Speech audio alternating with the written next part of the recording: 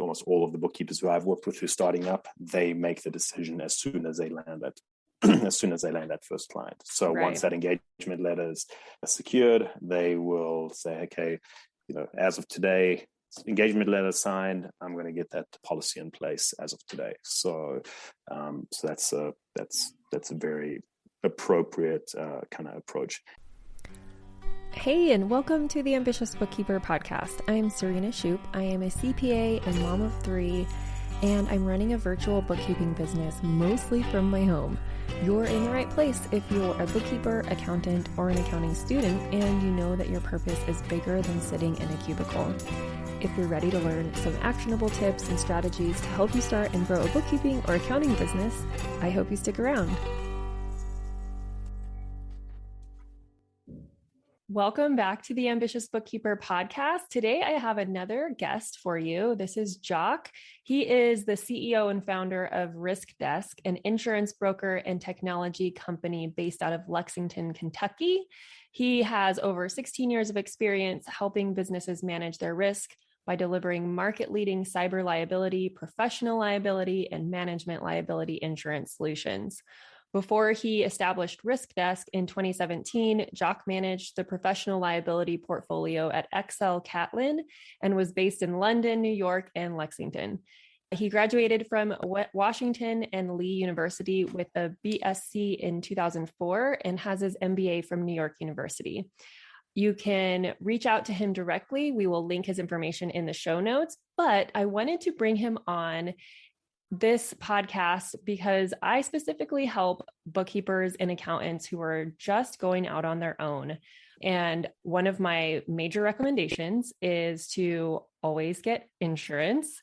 And there's a lot of options out there. There's also a lot of confusion in what you might need depending on your business model. So I wanted to bring in an expert and help kind of break that down for you. So without further ado, welcome, Jock. Thank you for joining me.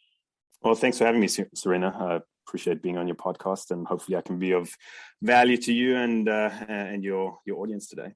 Yeah, absolutely. So let's kind of get into it. Like I said, one of my recommendations for new business owners is to get insurance, but a lot of the bookkeepers and accountants I work with, some of us actually, most of us are working virtually. So that kind of plays into things, depending on the type of insurance you need, whether you're virtual or meeting clients in an office. And then the other aspect is a lot of us are doing stuff on the cloud. So I know that kind of, there's so much to peel back on that. So first off, what is your first recommendation for someone that fits that profile? Is a virtual accountant, and we can also get into accounting versus bookkeeping if we want. Yes, perfect. So I'll let you take it away. Yeah, so I work extensively with the bookkeeping and accounting community, and there tend to be 3 products that I get frequently asked about, and they tend to be the E&O insurance, which is also referred to as professional liability insurance, cyber insurance, and then general liability insurance. And so I think what you and I had talked about, maybe we can kind of go into each of those different products and help the audience kind of better understand what the benefits of those products are, and really help also provide a bit of benchmarking or insights on what the community does as a whole. And I'll start off with the E&O insurance, because that really represents a professional's or bookkeeper/accountant's primary kind of business risk. Right. And that business risk stems from a wrongful act that you have committed or alleged to have committed in the services that you provide to your clients. So what really all that means is you mess something up, your client suffers a financial loss, they hold you liable for that financial loss and are looking to you to indemnify them. And the 2 kind of key policy benefits represent: 1, the payment of damages, i.e. what's settled between you as the defendant and the client who's the plaintiff, and then the payment of any claim expenses or legal expenses incurred to resolve such a matter. So from a high level perspective, that is what an E&O or professional liability insurance policy is designed to protect you against. Okay. And so that's the minimum that bookkeepers and accountants should have. Yeah, and if I kind of take a step back in terms of the priority, in terms of the related to the different products that bookkeepers and accountants secure, the E&O and professional liability, that is kind of the must-have. That is, you're starting your business, you've come to a certain. As soon as you start your business, that is the number one product that you want to get or evaluate and look into. Then, and without kind of jumping ahead, the cyber liability or cyber insurance represents I'd like to have it. I'll get it at some stage in the future. That depends on timing and budgeting and pricing, really. And then the general liability is like, hey, depending at what stage, what growth phase of your business you are. So it's 1, 2, 3. That's how I sort of categorize those different products. Great. That's really helpful because that's always, I mean, I tell people go get insurance and then they start getting quotes and they're like, well, I don't know really what kind of insurance to get. So I always recommend E&O, professional, and cyber, honestly. Yeah. So, and then the general liability really only matters if you are bringing clients into your office, correct? Correct. It's not exclusively limited to that exposure, okay. But businesses that benefit most from a general liability policy are businesses that either have a lot of interaction with, like face-to-face interaction with clients, customers, passers-by, vendors, visitors, or businesses that manufacture or produce something. So as a virtual bookkeeper, the likelihood of the exposure in comparison to such as like a retail location, for example, is very different. Again, I'm not saying your exposure is zero, right, but it's very different. So often what you see with a general liability policy is that those purchasing decisions are made when you either have an office location and either you have visitors who come to see you, or your landlord requires it, or there's a common area that you may have an exposure through other businesses, visitors, and so forth. That makes sense. So have you come across, because I'm assuming there's a lot of us that might be in co-working spaces and things like that. Have you come across clients of yours that need general liability for working in a co-working space? Or is that something that the co-working space has insurance for? Yeah, so the co-working space will have insurance for that type of exposure, where and it just depends on the claim or the scenario, whether you're at fault and they would potentially look to subrogate against you. In some cases, the co-working, and it's not many, but some co-working spaces may have a requirement that you carry a general liability policy.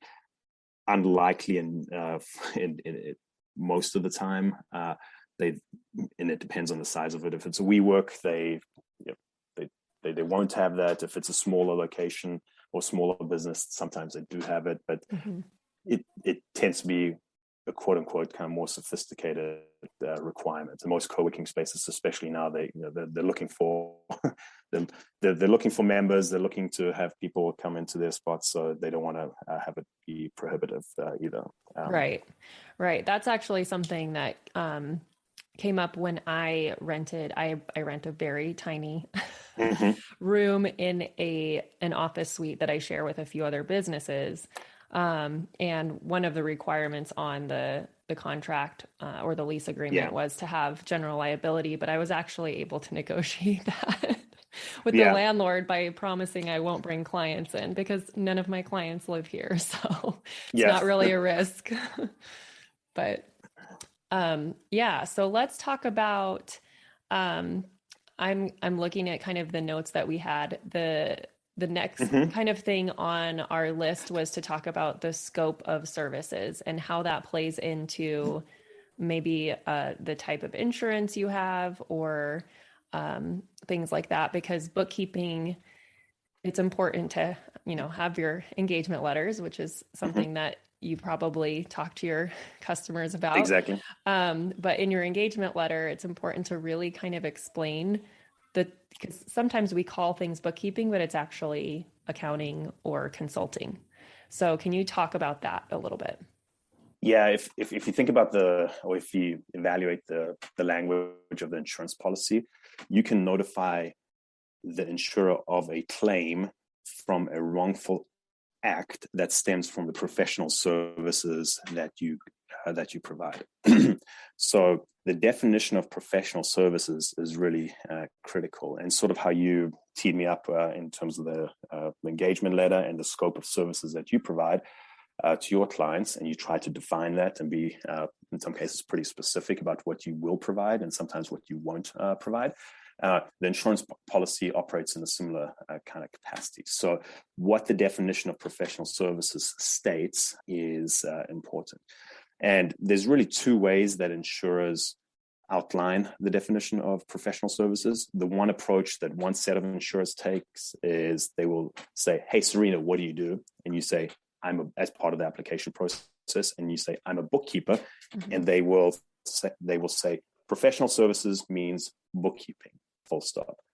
The second approach that another set of insurers will take is say, "Hey, Serena, what do you do?" You say, "I'm a bookkeeper," and they will say, "Bookkeeping falls under the accounting industry group, and as a result, the definition of professional services for that industry group means as a bookkeeper, as a tax preparer, as an enrolled agent, as an accountant, as a CPA, et cetera, et cetera." Regardless whether you provide services in those other capacities or not, it doesn't matter because you will disclose your kind of practice area as part of the application process, but you would automatically be covered for those, for the tax preparation services. And really where it's important is, one, if during the course of the policy year, you do decide to provide tax preparation services, that you will, in approach B, in the latter approach, you will be automatically provide extended coverage to those services. You don't have to notify the insurer. What will happen at the renewal process, at the subsequent policy year, you'll obviously say, "Hey, I'm doing tax preparation services now." So that could have an impact on the renewal terms or on the premium, but it's not going to jeopardize. It's not going to jeopardize your active policy. The second item to consider, and especially for your audience, is if there is an overlap into other professionals or into other services, let's say accounting. And I know you're accountant by background. If an allegation is made against you for a wrongful act stemming from accounting services, if it doesn't say accounting under the definition of professional services, it could represent a gray area whether the insurer would cover that or not, if it's just limited to bookkeeping. So, and again, I'm not providing any kind of coverage interpretation. Each insurer will evaluate the claim on its own merits, but you may be held to a higher standard if you are qualified as an accountant. So that's certainly something to kind of consider. Yeah. So what that means for our listeners, to break it down a little bit, is if you are like me and you came from maybe a corporate background, you have your accounting degree or a CPA license, or both, really, you can't have a CPA without a degree. But if you have that in your background, even if you are only running a bookkeeping firm and not providing actual CPA services, it kind of depends on what your client is interpreting, if I'm not mistaken. Exactly. And so if you think about it from the client's perspective or from the plaintiff, they will try to cast a pretty wide net in terms of who they're targeting and in terms of what the allegations are. And if they say, CPA is always held to a higher standard, so that could mean that, okay, if they know you're qualified as a CPA, they could make an allegation, "Hey, you provided these CPA services, you failed in XYZ, and as a result, our damages or our demand for damages is X versus Y." So that's and you talked about the engagement letter from a risk management perspective. That's pretty much the number one thing to kind of focus on in terms of managing your exposures. Is what are you promising, or what are you committing yourself to doing? And so if you know you're a CPA, or you're qualified as a CPA, and you say, hey, I'm not providing any CPA services, or the first line of defense is, what does the engagement letter say? Mm-hmm. And especially in the scope of services, or the allegations that are alleged in context of the scope of services that you promised to do or provide. Right.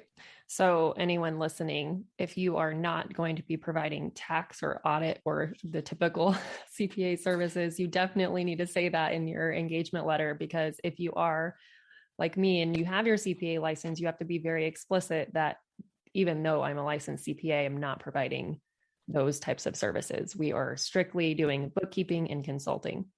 So basically what you're saying is it's best to work with an insurance provider that specializes with the accounting industry and can have a broader definition of those professional services so that you're better covered, right? In one way, yes. Okay. And without selling against myself, if you're a startup bookkeeper, you're purely going to focus on bookkeeping services, and the definition of professional services means bookkeeping as with approach A, or bookkeeping, tax preparation, accounting, et cetera, et cetera. If it's purely bookkeeping, from the definition of professional services, between those two, it shouldn't really make a difference. Now, again, I'm not providing coverage interpretation, and each insurer is going to evaluate it separately. But I'm not trying to scare anyone, but it's just, there's a couple best practices, actions you can take in terms of managing your insurance policy, making sure that the definition of professional services matches the scope of services that you provide is one of those things. Approach B sort of makes it easier for everyone involved, and also for the broker or the agent and the insurer, because it eliminates that gray area, and sometimes it is a gray area. But again, if I know, I work with a lot of bookkeepers who go down the path of approach A, and they're perfectly happy with that. So, and I'm certainly not suggesting those insurers are not paying claims. That's not what I'm trying to allude to. Right. So. Right. And it also helps from the perspective of the bookkeeping or accounting business owner in case they want to expand their suite of services, right? And grow. So, and it's great to have this conversation so people are aware of, okay, well, if I do have that kind of policy, then I need to make sure to let my insurance provider know that I'm expanding my services before the renewal period. Otherwise, Exactly. Yeah. Okay. Great to know. So the second kind of best practice item that I have in terms of the insurance policy, which I always recommend to check, is this concept around the retroactive date. Okay. And I apologize if this is going to get a little technical, but just bear with me. I think they can handle it. Okay. So professional liability, or E&O policies, are written on a claims made basis. That means that you can notify the insurer of a claim that for a wrongful act that either occurs during the policy period or on or after the retroactive date. So if you think about just that first part of the statement, a wrongful act that occurs during the policy period and a claim that is made.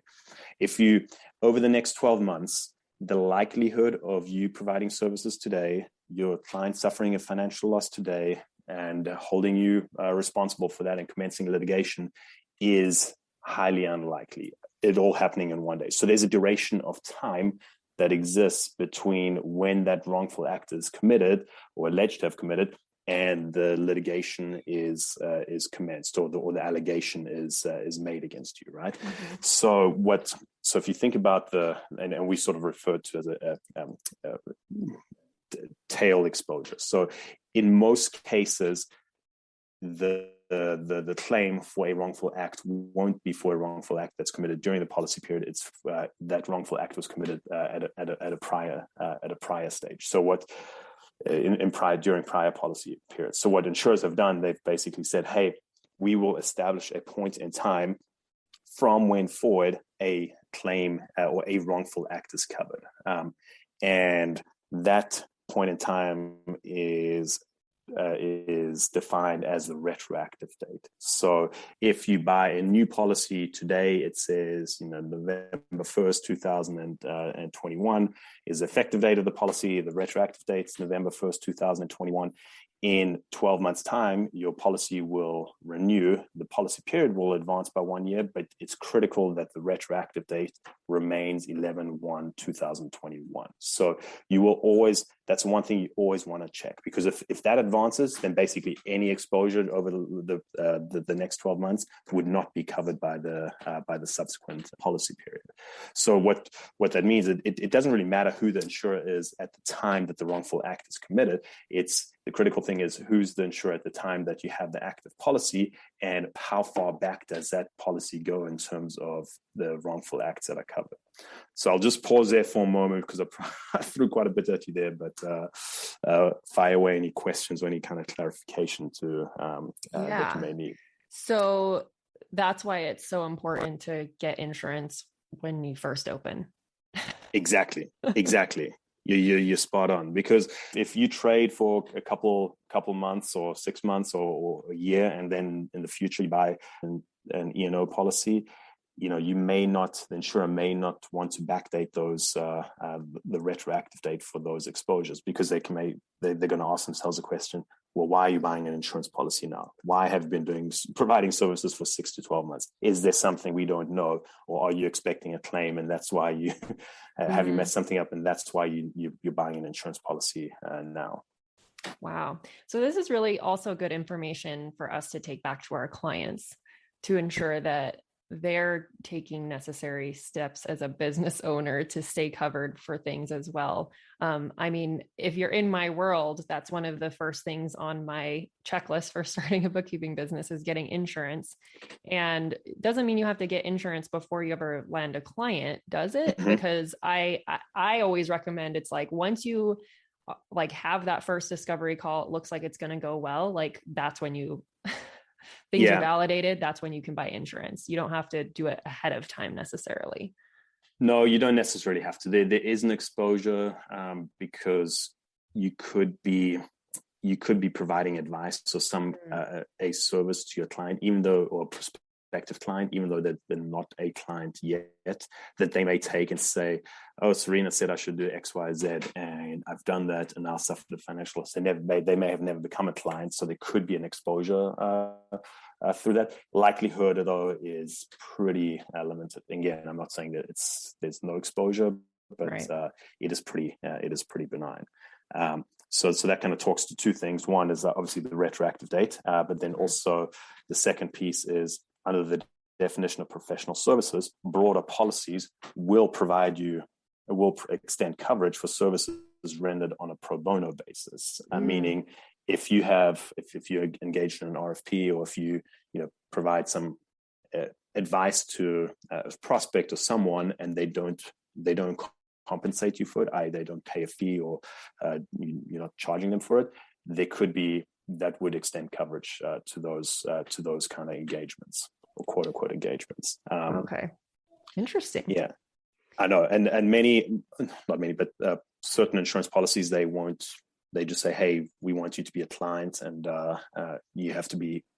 We will only cover a claim stemming from a client, or where you have been compensated for a fee or money." So that would exclude anyone doing volunteer work for being a treasurer on a board of directors or something. So that's also good to know. Exactly. Because CPAs are always being asked to sit on boards or act as a treasurer or secretaries of nonprofits. So this is all really great information. Yeah. Awesome. And just kind of while we're sort of down the best practices route, and you asked, hey, when's the best time to buy an insurance policy?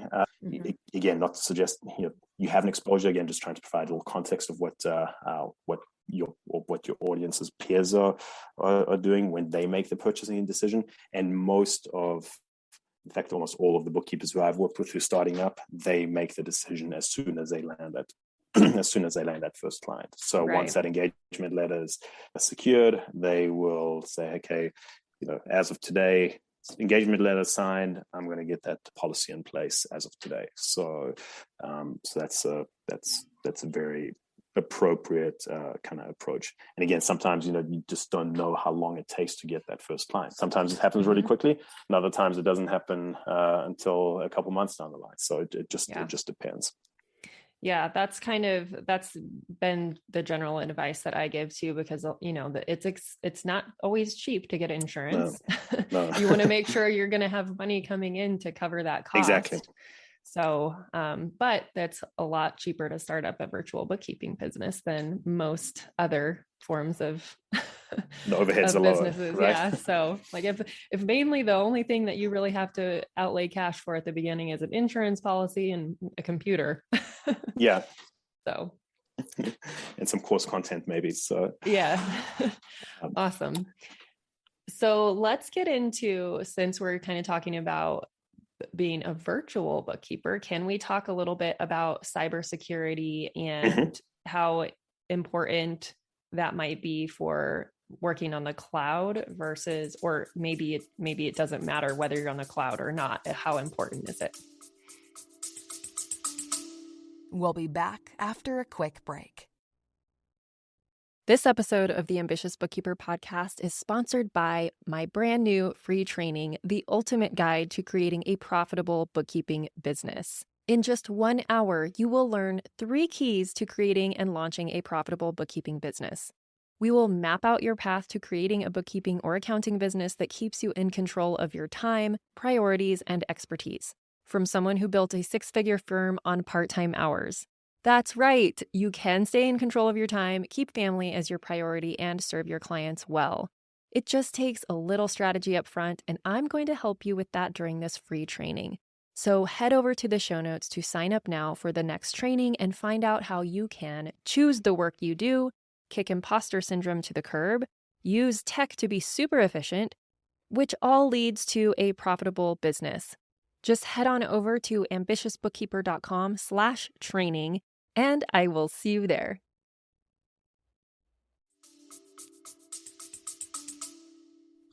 Yes. So the wonderful world of cyber insurance and cybersecurity, that segment, as everyone probably can appreciate, has been getting a lot of attention over the last 24 months. And if I kind of wind back maybe to 10 years ago in terms of the cyber threats that businesses are faced with, about 10 years ago, the typical type of cyber threat represented a data breach or a hacking event. That then led a business to lose information, and as a result of that loss of information, incurred expenses related to credit monitoring costs or notification expenses, IT forensic expenses to identify how the breach occurred, data restoration expenses, etc. So a long list of things. And so, from a very kind of basic perspective, how businesses evaluated their cyber risk was, one, to say, do I operate in a high risk industry? Think financial services or healthcare. And then what information do I possess or access? Is it sensitive information like credit card information, social security numbers, names, addresses, financial records, my clients' details, etc.? And how much of that information do I have?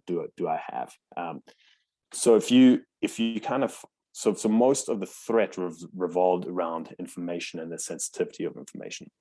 If you fast forward to today, very popular threats or very popular cyber attacks represent one very popular one right now with cyber criminals is a ransomware attack. And for those of you who don't know what ransomware is, it basically means a virus is uploaded into a system, your software and your hardware is disabled, a black screen pops up and it says, pay X amount of Bitcoin to this account, and we will send you the decryption key.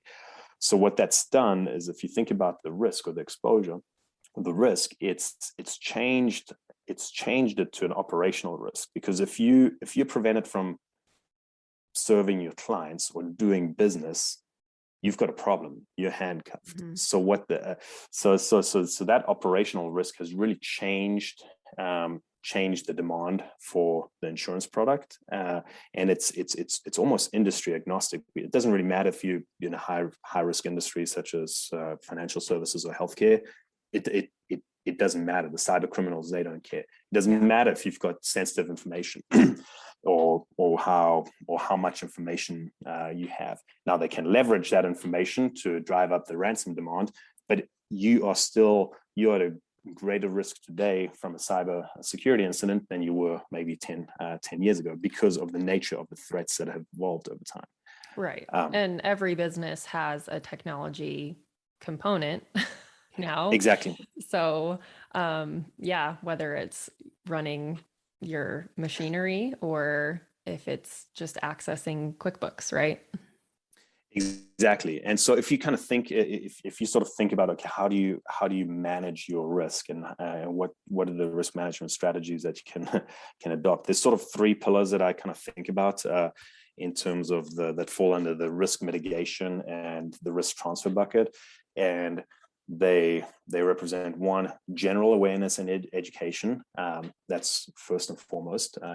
If you see something and see an article about, oh, here's a ransomware attack, maybe pay a little more attention to that than you had in the past. Educate yourself. If there's a cybersecurity course that you can take, especially one that's geared towards bookkeepers, maybe consider taking that. Then you sort of go into that next pillar, which is the best practices piece. It's like, okay, well, what can you do to reduce or mitigate your exposure? And there's a couple questions, and so I work with the bookkeeping community, and from an insurance perspective, insurers are asking more questions have been asking more questions over the last 12 months, because they have been suffering greater losses in their portfolios. And so they basically identified correlations between what businesses are doing and aren't doing in terms that can lead to a more profitable portfolio, or a profitable portfolio. And so they are starting to mandate that the businesses adopt some of these best practices. So things like, I assume you were just going to ask what are some of these questions, but things like, do you use multi-factor authentication when accessing a network? Think about that. You log into your bank account, and you get put in your password, and you get a text message with that 4 or 6 digit code. That's what multi-factor authentication is. There's like another level of verifying the authenticity of that request, and that's pretty much the number one thing that insurers are asking right now. It's in many cases, if you don't have that in place, they won't even offer you insurance terms. Another thing that they're asking about is, do you verify the authenticity of any changes to bank account information or bank details? So, the typical type of scenarios, someone emails and says, hey, my bank account information has changed. Please update it with this. If you don't call back and to check if that request is authentic, you've got a problem. And if you do make that change, so risk management, they're looking at, hey, do you kind of follow these processes and protocols? Yeah. And you always kind of assume that, and this is something that now I need to make sure, right, my team, everyone on the team is also educated on, because you always assume that if I know and I'm doing it, then surely my whole team is, but it's not always second nature to everybody, especially if they are not as tech savvy. But for an example, at my old company, that happened. A vendor, quote unquote, emailed and said, our bank details are changed. Please send it here instead of there, because we would wire information. And huge checks, like 50,000, 100,000. Like, it was a big amount of money. It was someone's entire salary. And they were just like, okay. And they didn't even question it. And it was fraud. So that's one thing that, if you are working with a team, even if it's a team of contractors, make sure that they are using two-factor authentication and they understand those kinds of risks. Don't ever change something based on an email like that unless, you've gotten confirmation. Yeah. And so these and education and making that available to pretty much the entire organization or the entire business, including yourself, it goes a long way. That's also one of the requirements that insurers have. It's like, and sometimes it's sort of whittled, hey, is everyone at a certain level, or if anyone involved in wiring money, are they educated, or do they have access to, are they getting the proper, we call it social engineering fraud training.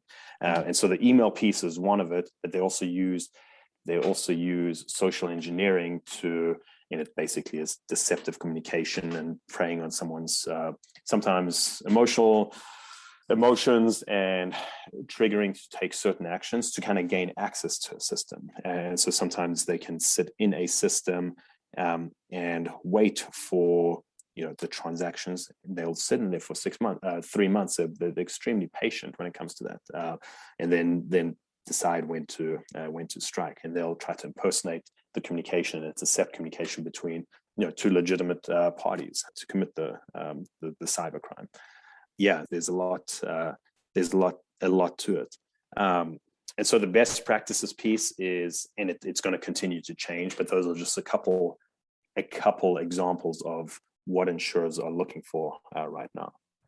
Right. So with my policy, I have cyber liability, and the price keeps going up on it every year, by the way. When I first signed up for it, it was like really cheap. And I haven't changed anything in the way that I do things other than just making my systems more secure. But the price is still going up. But one of the requirements is to have I think it's called a cyber risk plan. But it basically outlines these best practices and having like an actual policy in your company about how you're going to handle certain things. And if you're, using two-factor authentication, requiring password changes every so often and things like that. So it can be really overwhelming as a solopreneur.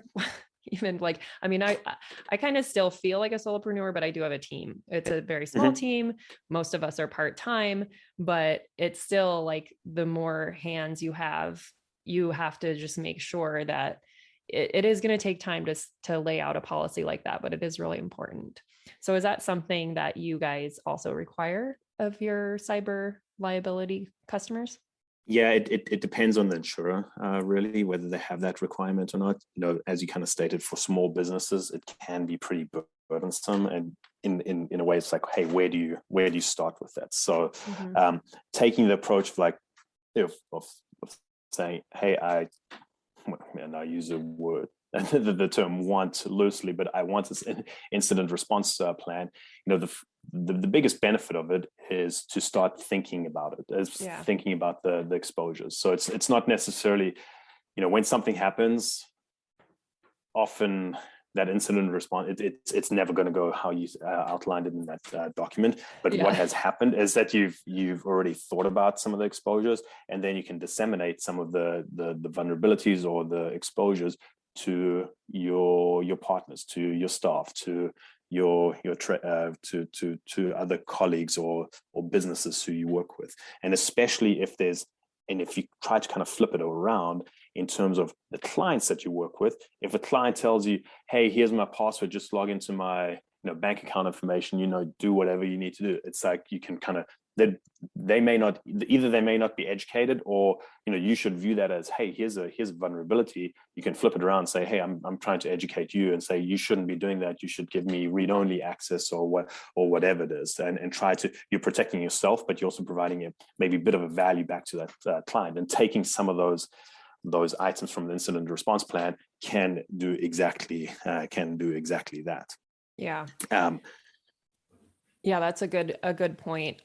There are lots of clients that are very trusting of their bookkeepers, or the banks that they work with don't have the capability of doing statement only access. And that's when it becomes also important to, it's kind of off topic, but to have banks that have those capabilities and that you can recommend to the client.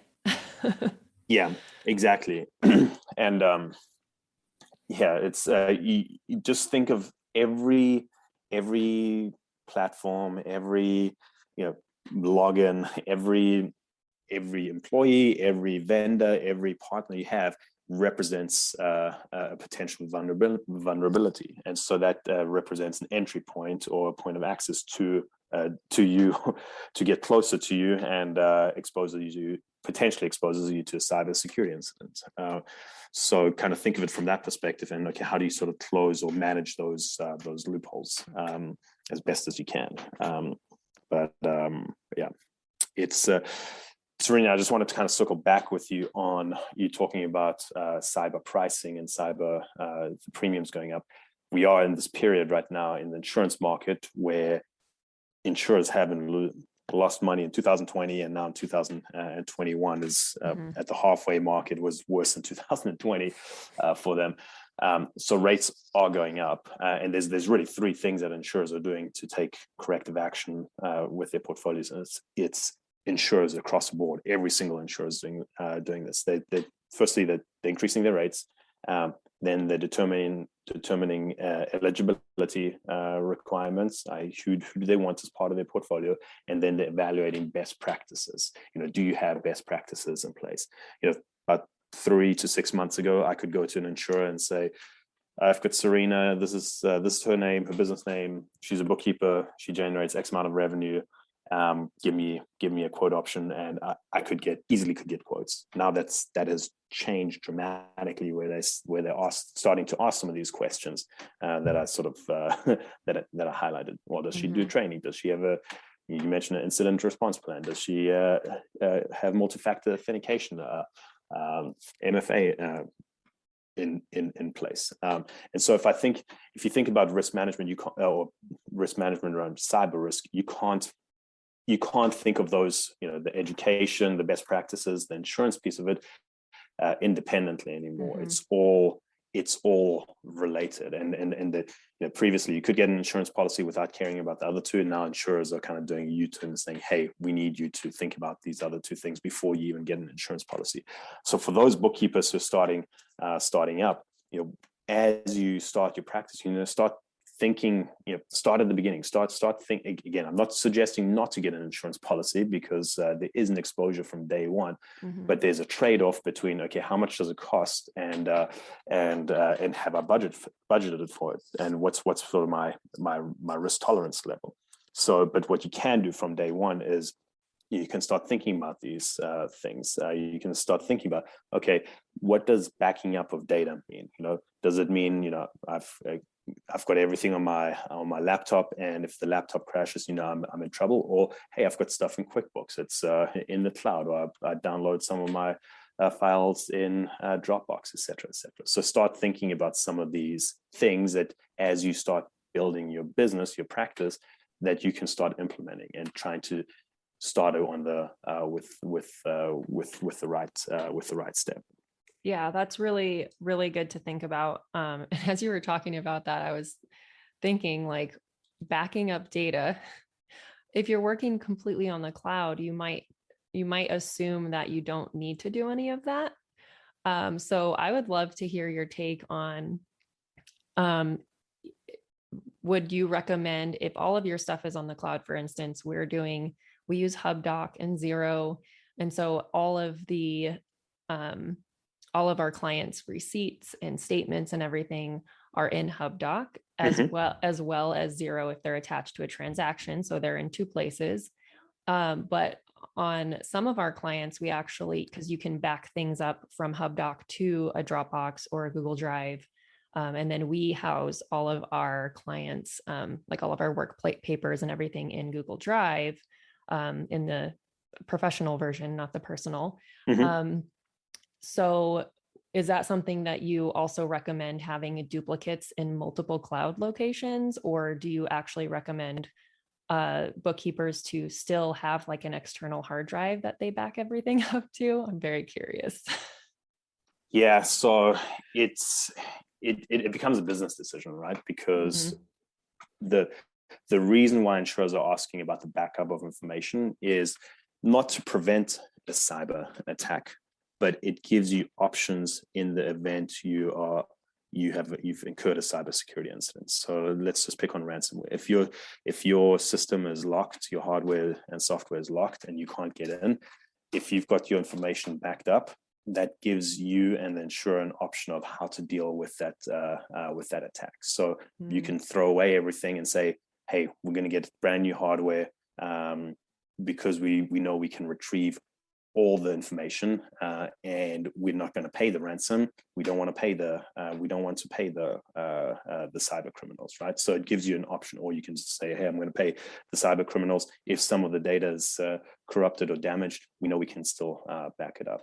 And so if you think about, okay, how do you access that backed up information? If it's a third-party platform in the cloud, it's likely that HubDoc or someone else or Xero is not compromised. So you could probably set that up pretty easily and pretty quickly, or gain access to that pretty easily. But there could be, it's not the HubDoc kind of fault, but what if they've monitored you and they know how to access that information and exfiltrate that information from the cloud. So think of it as like, hey, if you have more layers in place of protection, it provides you with a greater degree of kind of security. But if you've got 5 different spots that you're downloading or backing up the backup of the backup, does that make sense practically? Again, I wouldn't dissuade anyone from doing that. And that's why I said it becomes a bit of a business decision in terms of, okay, well, what's not just efficient, but also practical to implement. Right. With backing things up from HubDoc to a Google Drive, that can all be automated if you set it up correctly. And then I was kind of thinking, so in those instances, it might make sense. And that's something that we always offer to our clients too, is yes, we are holding all of this in HubDoc for you. We're attaching the receipts to the source transactions in Xero, but I still always recommend, let's link it to your Google Drive or your Dropbox. So you always have a backup for it in case anything, if you ever need to retrieve it. But also, like, if our relationship ends, you don't have to, like, it's just easier that way. You don't have to ever feel like your information is hostage, or held hostage by us if something were to go awry or whatever. So there's a lot of kind of succession planning built into that too. And just, a lot of it does come down to assessing your own risk tolerance and what you're okay with. I mean, kind of like investing, right? You have to figure out what your risk tolerance is. How much would it set you back if you had to recreate 3 years worth of business records for a client, if all of your stuff was, removed from, or your access was removed from it? So I'm also thinking about instances where, like Gusto, for example, they're all on the cloud. We know that we can go back basically forever for all of our clients and download payroll reports. But one of the internal practices that we have is, as soon as we run payroll, we download the PDF report to our Google Drive anyways. So that's a form of backing things up as well, instead of just relying on that service provider's network always being up when you need it. Exactly. So this has been really awesome. Did you have anything else that you wanted to cover before our time is up today? Yeah, so there's one other critical piece in terms of the cyber insurance piece, which I haven't covered yet.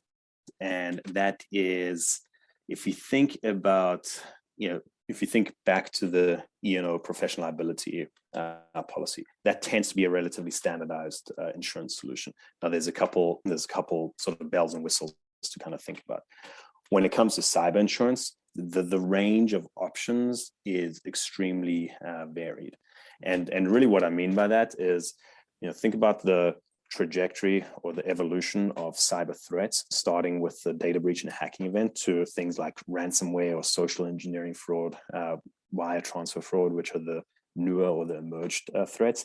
Not every insurance solution provides protection against all of those things. So so when I speak to clients, and it can be a middle market accounting firm or a law firm, and they tell me they've got an insurance policy, cyber insurance policy in place. They tell me they've got a professional liability policy in place. I know that they're covered. But if they say I've got a cyber insurance policy in place, it actually means nothing to me until I read the policy language and until I identify what it means. And so I'll just pick on the bundled solutions because they tend to be not everyone, and not for every single market. There are some very good bundled solutions, but in general, the bundled solutions where they say, "Hey, get the E&O, the professional liability, and we'll throw in cyber for free or for $5 a month," they tend to be the most coverage deficient solutions. They won't cover you for ransomware. They won't cover you for wire transfer fraud or social engineering fraud.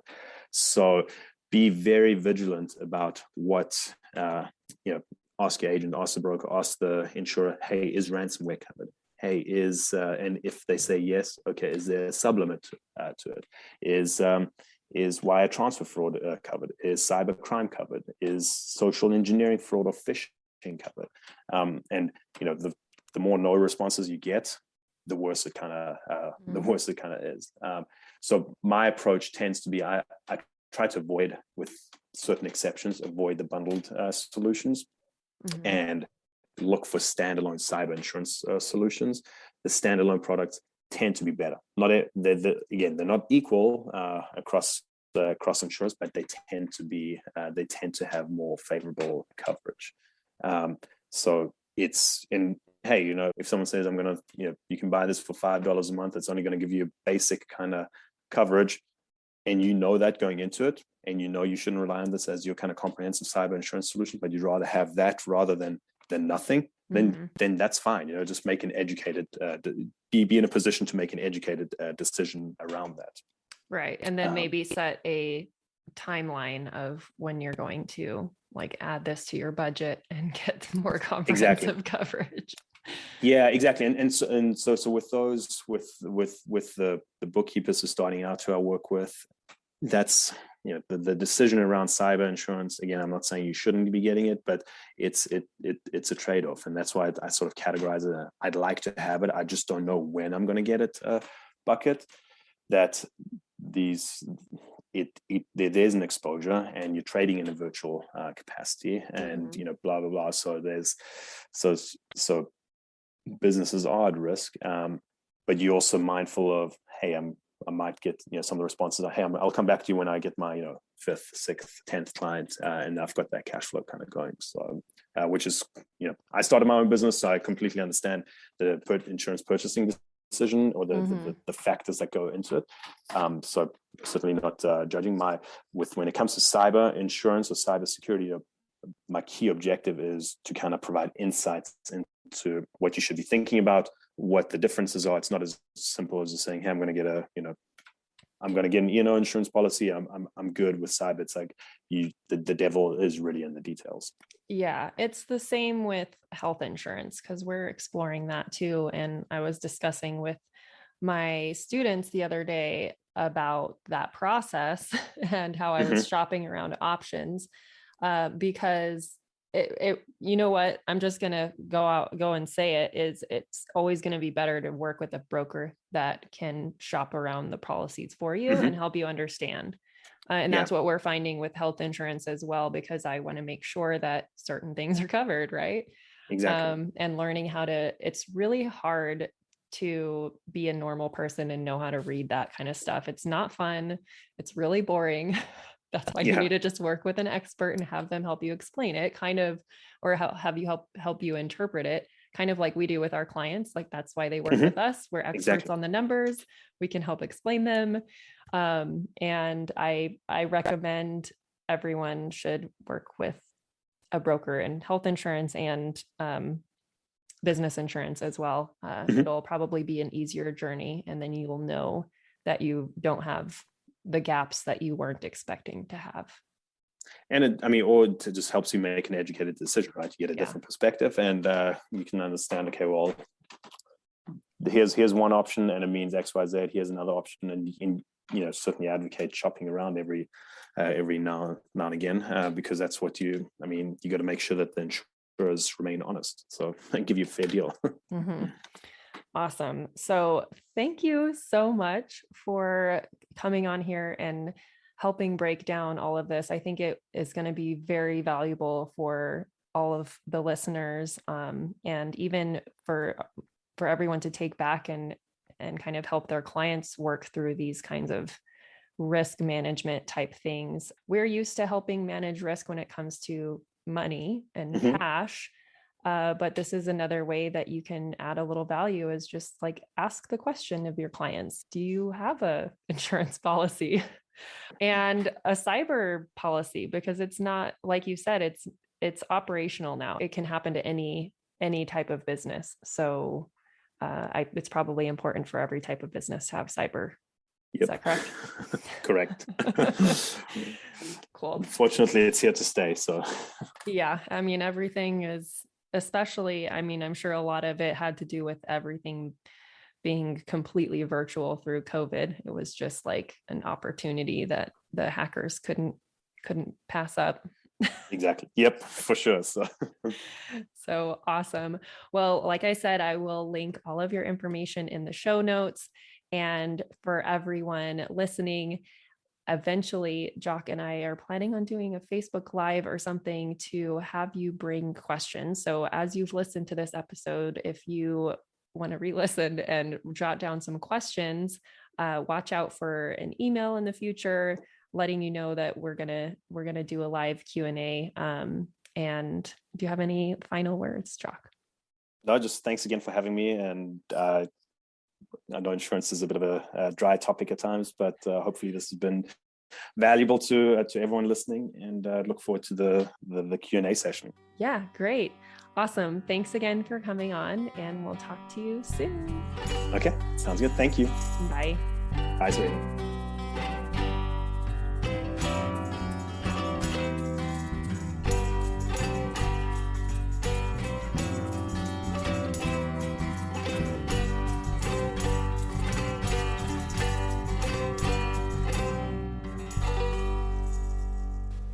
Be ambitious.